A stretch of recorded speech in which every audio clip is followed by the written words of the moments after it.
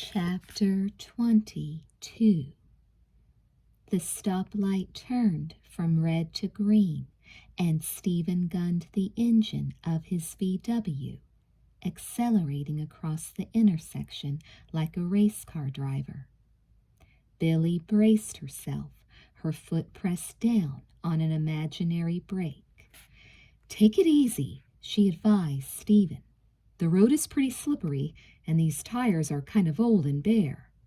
Stephen moderated his speed for a block or two, but soon he found himself stepping hard on the gas again. The feeling of urgency was irresistible. He had to get to Fowler Crest as soon as possible. He whipped around a corner, tires squealing. Billy gasped. "We're almost there," Stephen said, glancing at her apologetically. "Don't worry, Billy. I know these roads like the back of my hand. I wouldn't drive this fast if I didn't think it was safe." They entered a straight stretch of road, and Stephen increased his speed.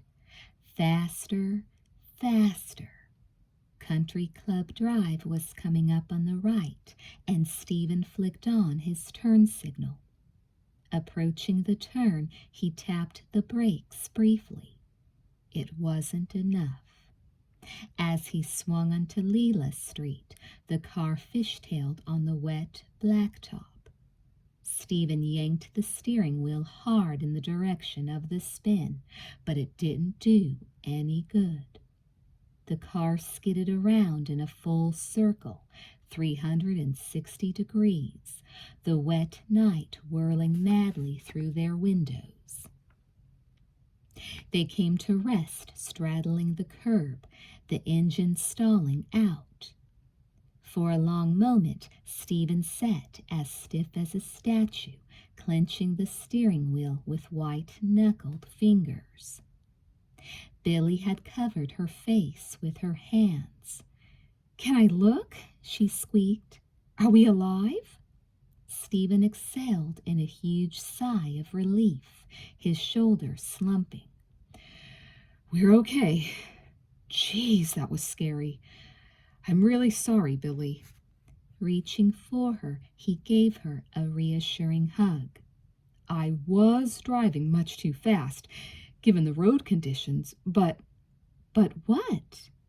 Turning the key in the ignition, Stephen restarted the engine. "But we have to keep going," he said. As he steered the car back onto the street, bumping down from the curb, he glanced at the clock on the dashboard. Now that he was over the fright of almost crashing, the feeling of urgency returned full force. "We've got to get to Fowler Crest. It'll be midnight in a few minutes, and kids may start taking off soon after that. I just can't risk not connecting with Liz and Jess." He stepped on the gas, driving at a slower pace than before, but probably still a little too fast for Billy's taste. "I have to make sure they're all right."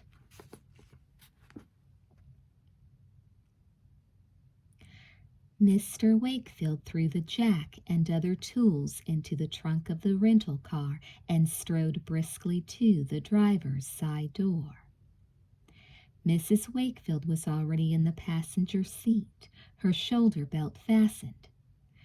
"Tell you what," she said to her husband as he started the engine and pulled off the gravel shoulder back onto the road. "Let's not go straight home.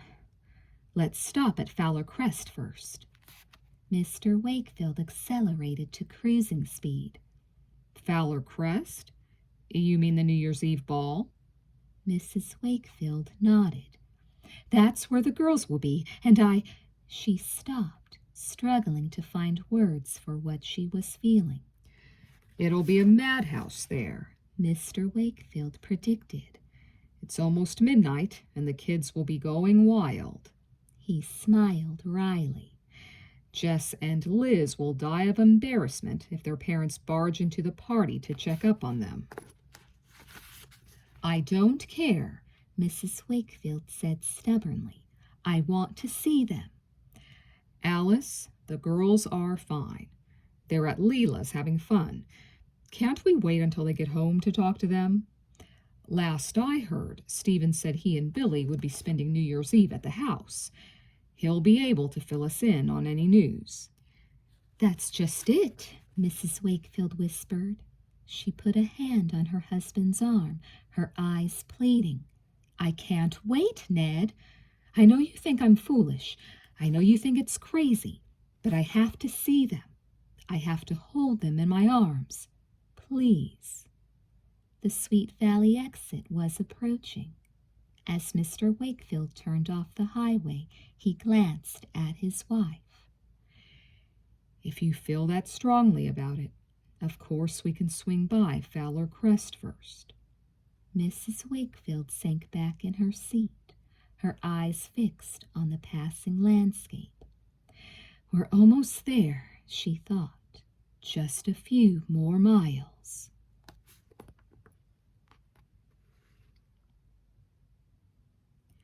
Elizabeth stepped backward, her wide, terrified eyes glued to the girl in the fuchsia dress, the girl who was now wielding an enormous butcher knife.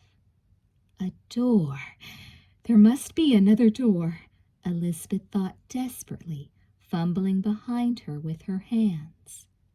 Instead of a door, though, she found herself pressing against the smooth, unbroken surface of a wall. She was trapped. There was no way out. The other girl approached with slow, measured steps, her right arm raised. Lightning flickered outside, and the deadly blade glittered, white and cold. "This can't be happening," Elizabeth thought, her heart beating so hard and fast it created a roaring in her ears. "It must be a dream. It can't be real." A dream, of course. All at once Elizabeth realized why this horrible moment seemed so familiar, so inevitable somehow. She remembered the dream that had haunted her since the jungle prom. The dream about the girl who looked like Jessica but turned out to have dark hair. And a butcher knife. "This is my dream, come to life," Elizabeth thought, her head spinning. "I'm finally finding out how it ends. Oh my God, I'm going to die." The girl took another step toward Elizabeth. She was close enough now, close enough to kill. But she made no move to sink the blade into Elizabeth's body.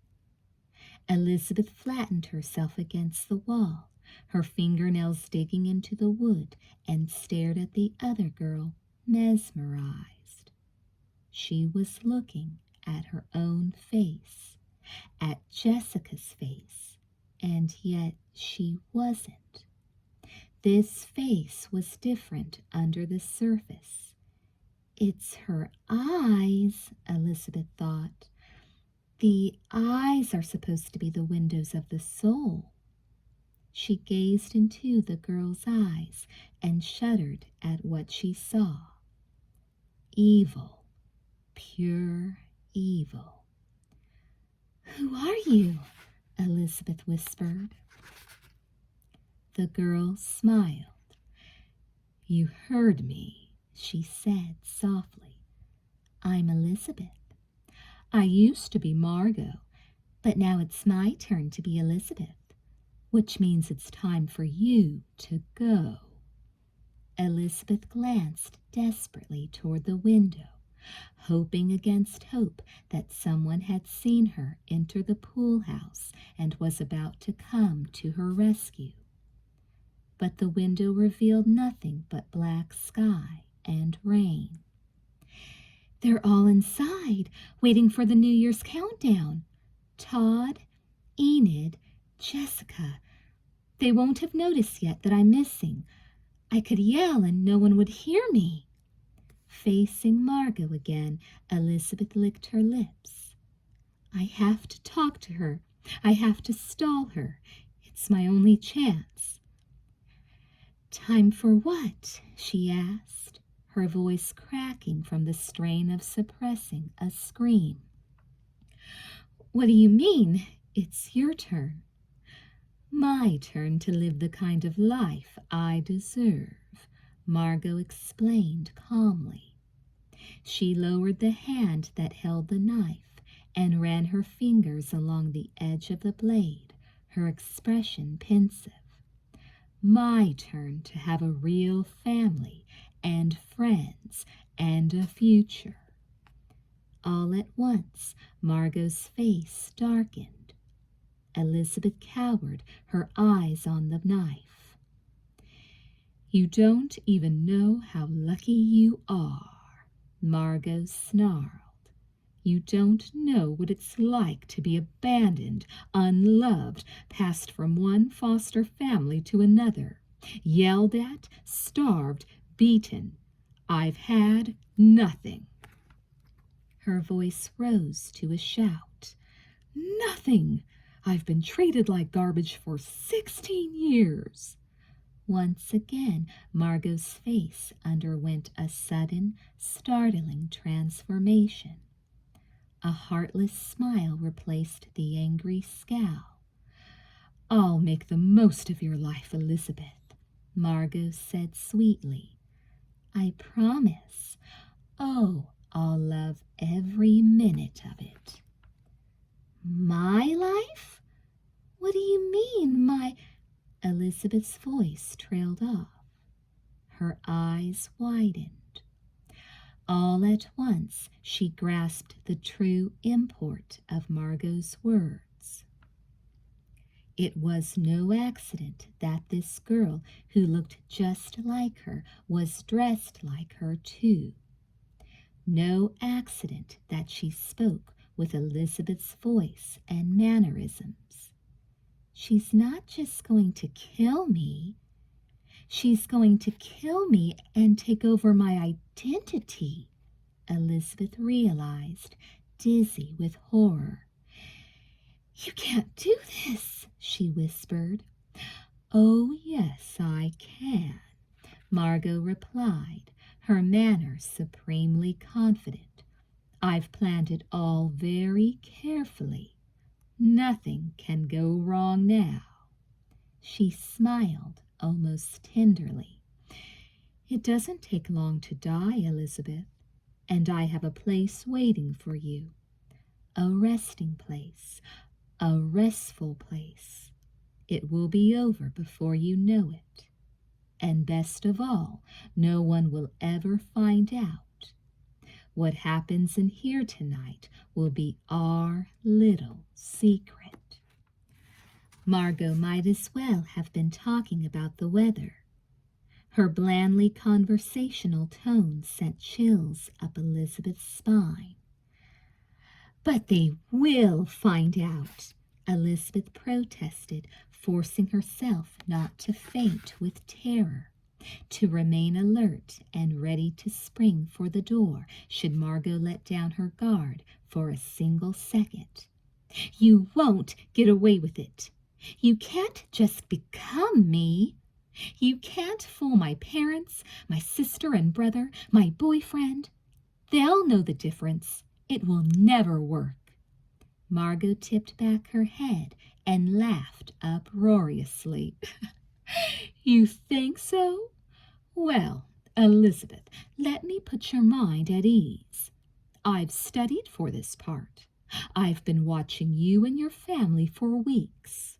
I've been in your school, your house, your bedroom. I've worn your clothes and read your diary. I have it all down pat. It was you, Elizabeth gasped, remembering the afternoon when she discovered that her desk drawers had been rifled through. She'd accused Jessica. What else was she to think? In a million years, how could she ever have imagined this? All those times I felt like someone was watching me, I wasn't just being nervous and paranoid. Someone was watching. Elizabeth slumped back against the wall, her last reserves of strength deserting her. Margo grinned, clearly relishing Elizabeth's reaction to her tale. James helped me. Did you know that? She boasted. James? Elizabeth gasped in disbelief. James helped you? I hired him to feed me information about Jessica, but then he fell in love with her, the stupid bum. He was ready to rat on me. He wanted to play knight in shining armor and ride to your and Jessica's rescue. Needless to say, I put an end to that fantasy. Elizabeth stared at Margo, the realization dawning slowly. That guy, Josh Smith, the one who went to jail, Elizabeth stammered. On the pier that night, he kept yelling about some girl who looked like me and Jessica. He said she was the one who pushed James. He said he didn't do it. We just thought he was crazy, but it was true. We didn't see you, but you were there. You killed James. Margo smiled. Yes, I killed James. I was there, she confirmed. I've been everywhere, Elizabeth. I've already fooled them, you know. All of them. Your mother? No, Elizabeth cried. We've talked. She's hugged me and accepted me as her daughter, said Margo. And I fooled your brother and your twin sister, and she paused, dragging out the torture. And that tall, handsome basketball player you love so much, Todd Wilkins. Elizabeth placed her hands over her face. No, she sobbed. Yes, Margo smiled triumphantly. Your family, your friends, and even Todd. I've been with Todd. I've touched him and kissed him, and he didn't know I wasn't you. Elizabeth shuddered, her body convulsing, crumpling. No, she whispered again. He didn't know, and he'll never know, Margo continued. No one will ever know you're gone. So get ready, Elizabeth. Margo's voice dropped to a whisper. She took another step, looming over Elizabeth, the big, glittering knife raised high. Say goodbye.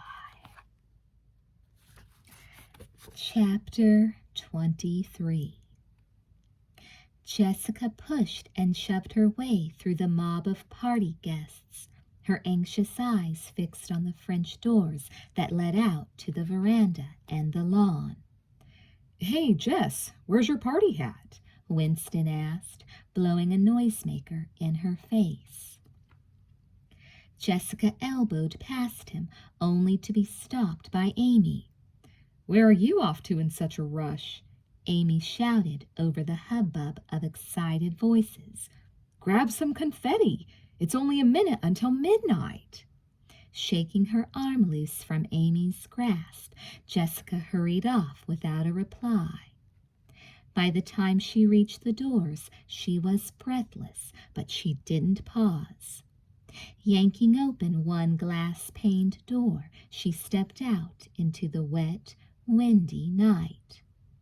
Did I really see someone out here?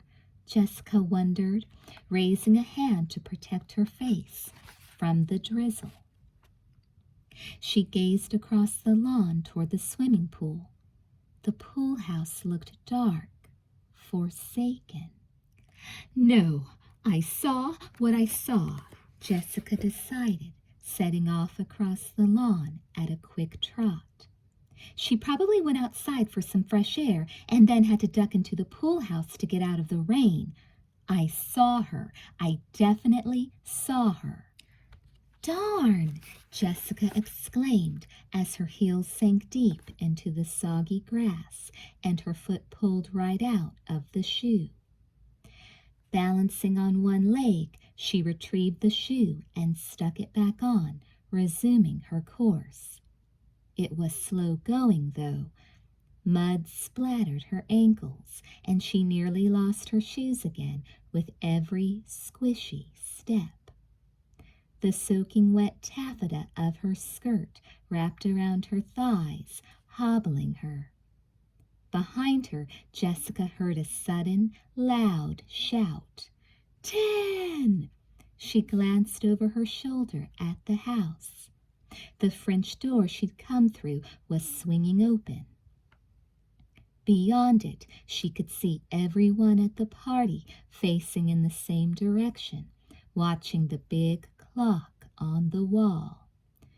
10 seconds till midnight, Jessica realized, hurrying on toward the pool house. The countdown had begun.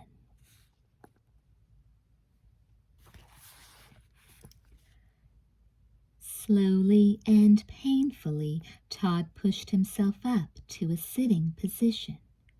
He put a hand to his head, wincing. Wow, someone really tried to knock my block off, he thought, exploring the bump on his forehead with tentative fingers. What happened? Where am I? With an effort, he focused his eyes, taking in the shadowy features of the strange room. Getting to his feet, he stumbled toward the wall and flicked on a light switch. Leela's. I'm upstairs at Leela's, Todd remembered. I came looking for Liz, and instead I found... Instantly, all the horrible details of the scene that had taken place in that room just a short while before rushed back over Todd. The girl, he thought. The name came to him, the one Josh Smith had shouted out on the pier and then again at the police station before he was dragged off to his cell. Margo. She hit me with something and took off. Where? What was she going to do next? Todd licked his lips, tasting the blood that had trickled down his cheek. How long have I been unconscious? My God, what if... Todd tried to run toward the door, but he was still lightheaded from the blow, and his feet behaved as if they weren't properly attached to his body. Tripping, he fell sideways against the dressing table. His head throbbed. He felt himself slipping back into darkness.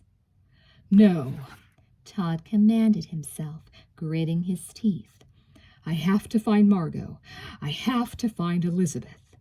Recovering his balance, he launched himself forward again. Bursting into the hallway, he hurried toward the stairs. Margo, Elizabeth. Their faces swam in his head, merging and then separating. She probably killed James, and she almost killed me, Todd thought as he stumbled down the staircase, clutching the banister. She's been impersonating Liz. That's who she'll go after next. Terrifying pictures flashed before Todd's eyes. Margo with her hands around Elizabeth's throat. Margo with a knife at Elizabeth's heart. Panting, Todd pushed himself to move faster. He had to find Elizabeth before Margo did. Even louder than the ringing in Todd's ears was the noise of the New Year's Eve party. Everyone was shouting in unison, their eyes on the clock and the big bag of balloons and confetti that was about to drop from the ceiling. Todd plunged into the crush, desperately searching for Elizabeth. "Liz!" he cried hoarsely. He spotted Ken and grabbed his arm. Matthews, have you seen Liz? Todd's question was drowned out by the hubbub of the countdown. Ken just grinned and waved. 8! The revelers roared enthusiastically.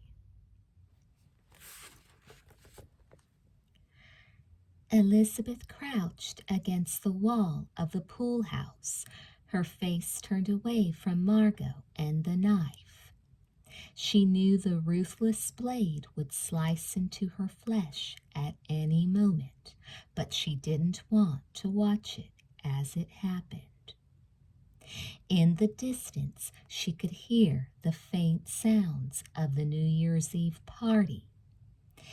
They're counting down the seconds until the new year, Elizabeth thought, a wave of helpless longing washing over her. And I'm counting down the seconds until the end. All her friends, Jessica, Todd, were busy celebrating. They wouldn't miss her. No one would hear her if she screamed for help. No one would hear her cry out in agony when Margo stabbed her to death. 7! Yelled the crowd at the party. Elizabeth squeezed her eyes shut, every nerve in her body jangling from the strain of waiting. There's no way out. A kaleidoscope of images, of sounds and scents and colors were whirling through Elizabeth's brain.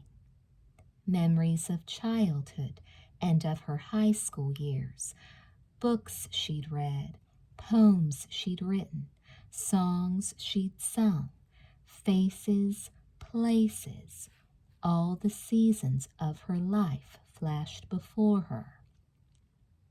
My life, Elizabeth thought, tears squeezing from her tightly shut eyes. My sweet, happy life. She could see Todd as clearly as if he stood before her, and her beloved parents, and Stephen, and Jessica, her very own dear twin sister. 6! As trapped and helpless as she was, Elizabeth suddenly realized that there was still one thing she had the power to do before she died. One thing she had to do in order to leave the world with a measure of peace in her soul. I forgive you, Jess, Elizabeth whispered, the tears wetting her face like rain. I love you. In the distance, the guests at Leela's New Year's Eve ball shouted, 5!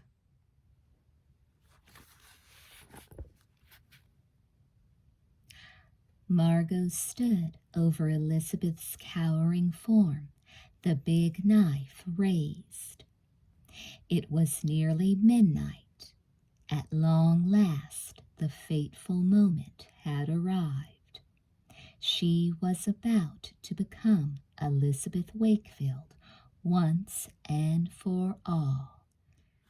Do it, Margo commanded herself, her fingers tightening on the knife handle. Right into her heart. Do it! But for some reason, Margo couldn't move. She was frozen, arrested by a strange, unexpected uncertainty. How can I win? She blinked, her purpose suddenly seeming fuzzy and confused. Isn't this like the other murders had been easy? Her little foster sister, Georgie Smith, the old woman at the bus station, the hit-and-run victim, James. Margo hadn't needed to think twice when she struck the match, when she held Georgie's head under the water, when she pulled the scarf tied around the old woman's bird-like neck, when she stepped on the gas pedal, when she gave James the fatal push. She'd never imagined it would be this hard to kill Elizabeth Wakefield. This was supposed to be just another piece of business. But it's not. Margo's resolve faltered. This is almost like killing myself. Margo stared at Elizabeth's pale, tear-stained face. Yes, that's the whole point, she reminded herself. I'm her, which means she's me. I'm just killing off the old Margo. I'm killing my past. Her death is my rebirth. Do it! Still, Margo hesitated. She heard the shouting at Fowler Crest getting louder, more frenzied. 2! The kids bellowed. Maybe I can make it back to the party in time for a midnight kiss, Margo thought, joy and power surging through her body like an electrical current, galvanizing her. 1! Her eyes on Elizabeth's bent neck, Margo slashed downward with the heavy blade.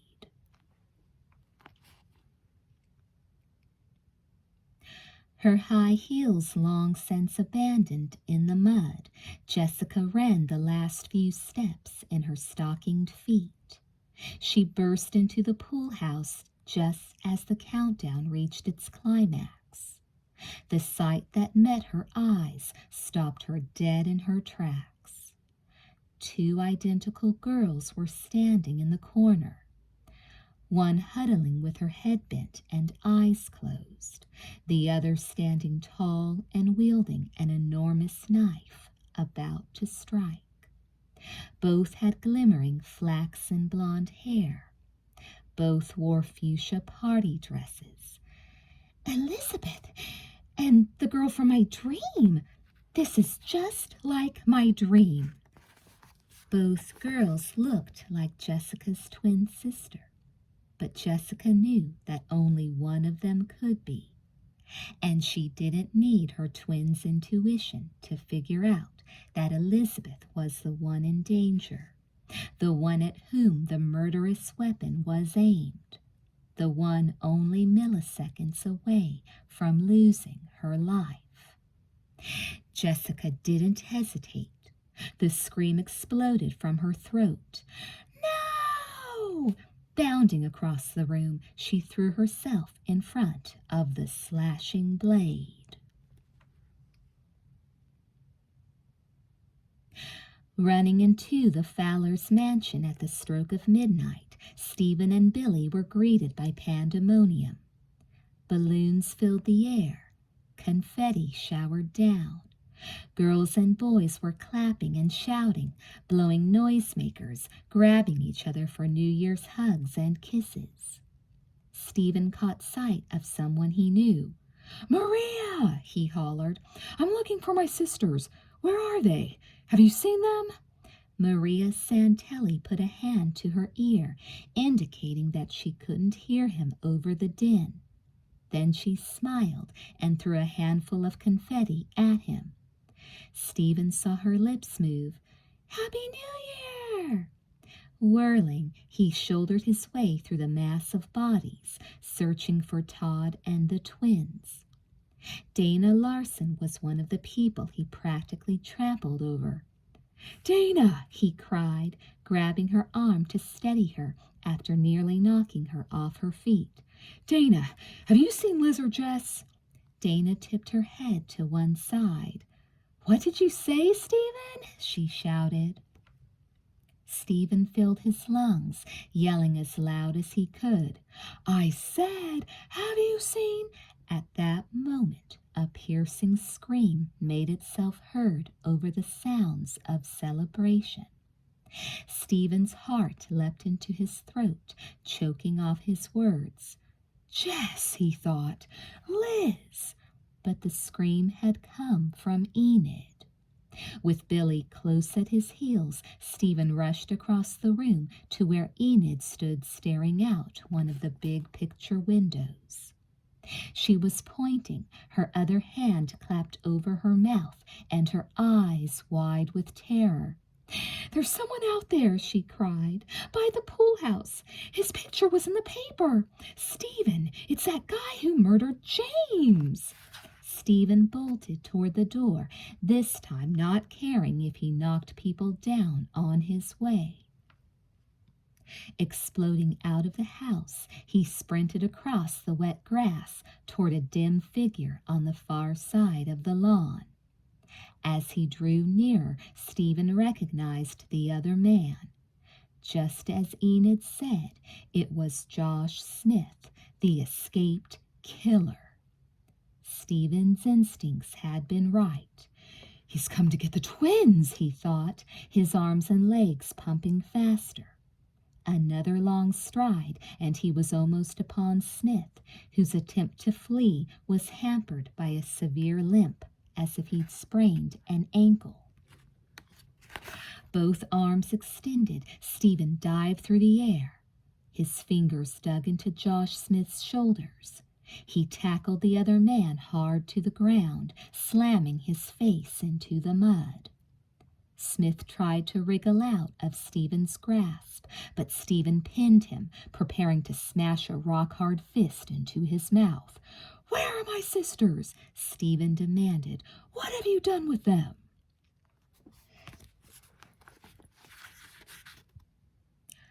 A white-hot pain like a bolt of lightning seared through Jessica's body as the butcher knife sliced into her upper arm.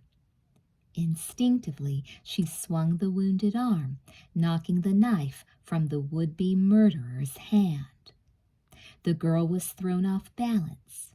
Her shriek of rage reverberated throughout the pool house. "You!" she spat at Jessica. "Stay out of this! Do you want to make me kill you too?" The girl dived for the knife, but so did Elizabeth, shocked back to life and hope by Jessica's entrance. Jessica hurled herself into the fray, her fingers grasping for the glittering knife. Life and death hinged on possession of the weapon. "If she gets it, we're dead," Jessica realized. Liz and I were both dead. Grunting, the three girls wrestled madly for control of the knife. Someone's fingernails raked down Jessica's injured arm. She cried out in pain. Then she felt it with her fingertips, the smooth, cold handle of the knife. With a shout of triumph, Jessica closed her hand around the knife and jumped to her feet. "Stand back," she ordered. "Let her go, or I'll kill you." Jessica raised the knife and saw that she was faced with an impossible dilemma. The two girls drew apart and faced her. Both were desperate and panting. Each girl's blonde hair was tangled, her skin streaked with blood from Jessica's wound. They were identical. "Who is who?" Jessica turned toward the girl on the left, ready to strike. Was she the evil look-alike? Or was she Elizabeth? Jessica's arm trembled. A wave of panic washed over her. "Oh, God, I can't tell." She glanced rapidly from face to face, desperately searching for a clue. "Liz?" she croaked. "I'm Liz," whispered the girl on the right, her eyes pleading. "No, I'm Liz," said the other girl, the one Jessica had been about to stab. The words were the same. The voice was the same. Jessica looked from one to the other, her head spinning. Her life and Elizabeth's depended on taking action, but she couldn't. She couldn't be sure. As Jessica hesitated, the girl on the left suddenly sprang forward. Her face contorting into a bloodthirsty snarl, the girl swiped at Jessica's arm. Her fingers slippery with blood, Jessica lost her grip on the knife, allowing the other girl to seize it. Instantly, their roles were reversed. The girl raised the knife, ready to strike. "Here it comes," Jessica thought. "I wasted my chance. She's going to kill us." Even as her limbs went numb with fear, however, one last ray of hope and courage flickered in Jessica's heart. Nothing would quench it but death itself. "No," Jessica vowed. "She can kill me, but she's not going to get to Elizabeth. Not as long as I've got breath in my body." As the blade flashed through the air, Jessica threw herself on top of her sister, shielding Elizabeth's body with her own. Chapter 24. Mustering all his strength, Josh flung his body upward, throwing Stephen to the side. He didn't completely escape Stephen's grasp, however. They continued to roll over and over on the wet grass, Josh struggling to get free while Stephen attempted to pin him again. "Let me go!" Josh grunted, all his muscles straining frantically in the direction of the pool house. Rain and sweat dripped into his eyes, blinding him. "She'll kill them if you don't let me go." "What are you talking about? If I let you go, you'll kill them," Stephen declared through clenched teeth. "No chance, you sicko." He flipped Josh, pinning him on his back. Twisting his head, Stephen shouted over his shoulder, "Billy, call the police, and hurry!" "It's probably already too late." The deadly realization filled Josh's mouth with bitterness.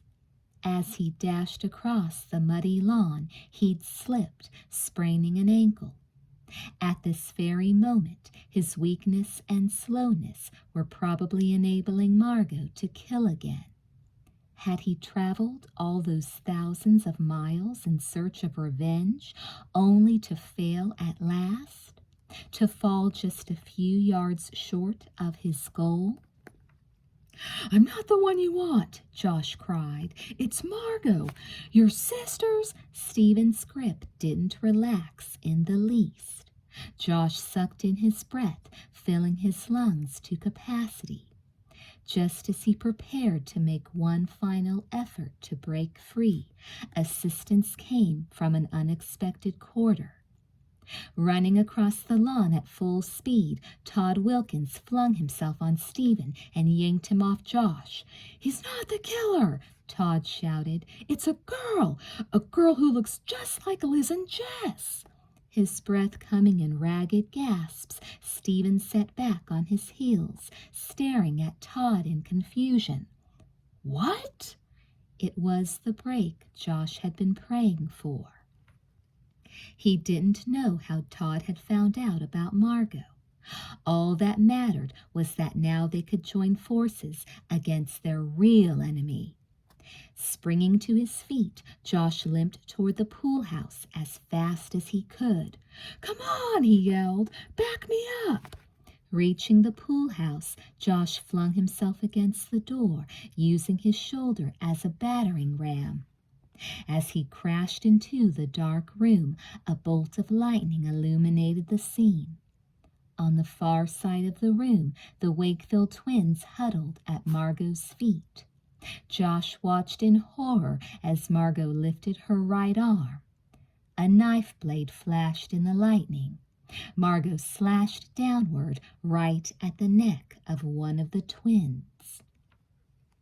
With speed and strength born of desperation, Josh flew across the room, his eyes on the knife. It seemed to move in slow motion, one deadly inch at a time. even though he knew in reality it was plunging swiftly toward its mark. It was nearly there. A split second before the knife could sink into Jessica's flesh, Josh slammed against Margo, knocking her off her feet. The knife sailed from her hand, clattering harmlessly to the floor. Arms flung wide, Margo crashed backward through the large window overlooking the swimming pool. Falling to his hands and knees, Josh saw Margo's eyes blaze with fury and her mouth open wide in a blood-curdling shriek of pain and terror. Shards of glass flew through the air like raindrops. There was a sickening thud, and the scream was cut off abruptly. Josh found himself alone with the sounds of the rain on the roof and the Wakefield sisters crying quietly. Slowly, Josh rose to his feet and walked over to the shattered window. Looking down at the patio, he saw Margo lying motionless on her back.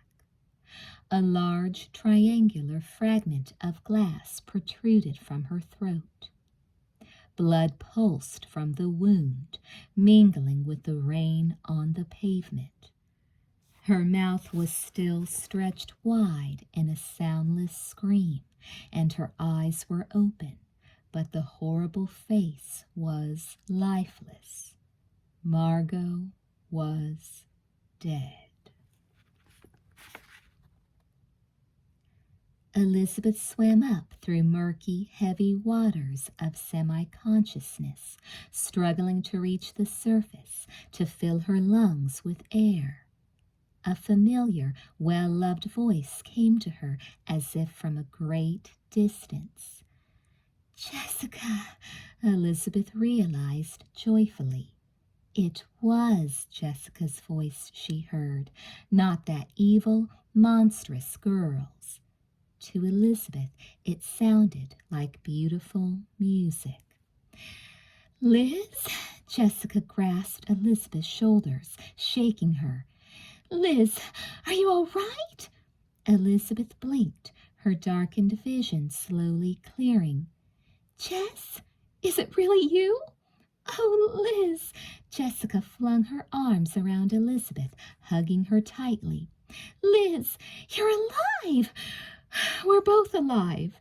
The two sisters held each other, rocking back and forth, tears streaming down their faces.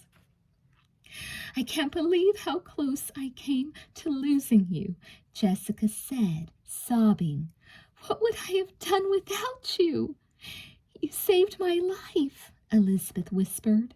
"My last thought was of you, Jess, and then you came. Like an answer to my prayer. I knew you would. I love you, Jess." Jessica's tears flowed faster. "Oh, Liz," her voice cracked. "You can't love me. If you only knew." Her words broke off. She buried her face against her sister's shoulder and sobbed. Elizabeth's arms tightened around Jessica. She thought of the mistakes Jessica had made and the lies she'd told. And then she contemplated Margo's horrible, murderous plot. "I was just face to face with true malice, with pure evil," Elizabeth recognized. That girl was a monster. Jessica, though, she's only human. Like me, like all of us. "I do know, Jessica," Elizabeth said softly. "But it's okay." She smiled through her tears, overcome with thankfulness that she lived to say these words to her sister. "I forgive you."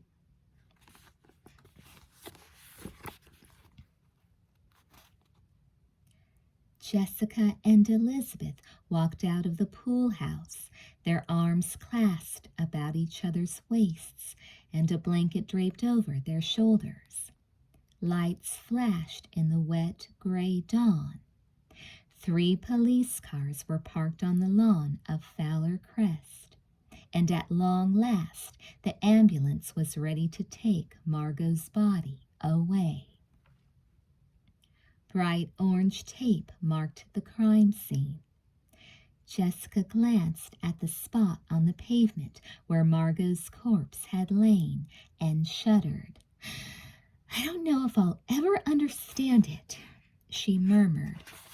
"She came all the way from Ohio to California to find you, to kill you, to be you."